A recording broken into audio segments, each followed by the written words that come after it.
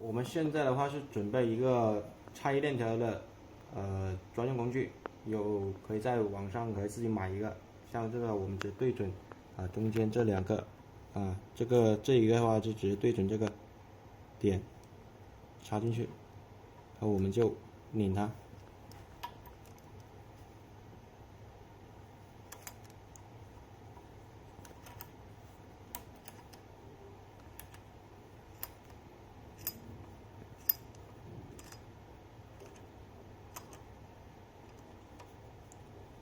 好，拆到这里了，我们就可以了。像我们这个的话就可以拆下来了，还需要再顶一下，就不能说完全把它顶出来，因为完全顶出来的话，装的话是会不好装的。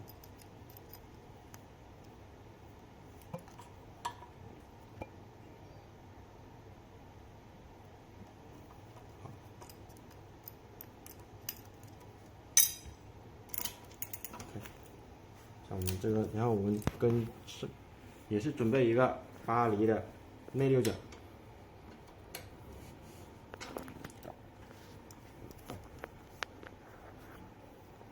找个位置把它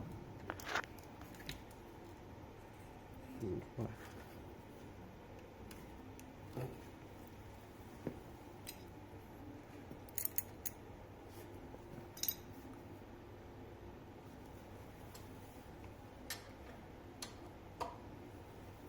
这个的话是需要个，再把这个螺丝拆出来，对，就稍微顶一下，找个支点，然后把它拧出来。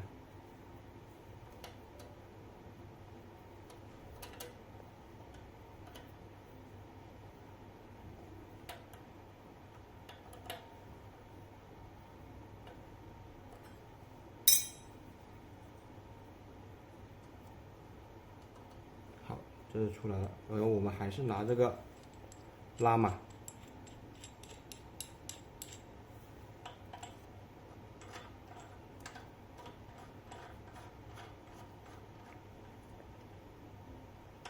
把它拧进去，然后用到我们的活动扳手。我们是直接是插外面这一块，活动外面这一块，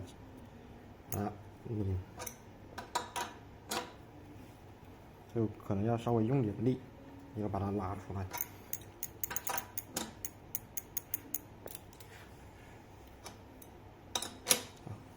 到后面呢，它就会比较，像我们这个就拆出来了。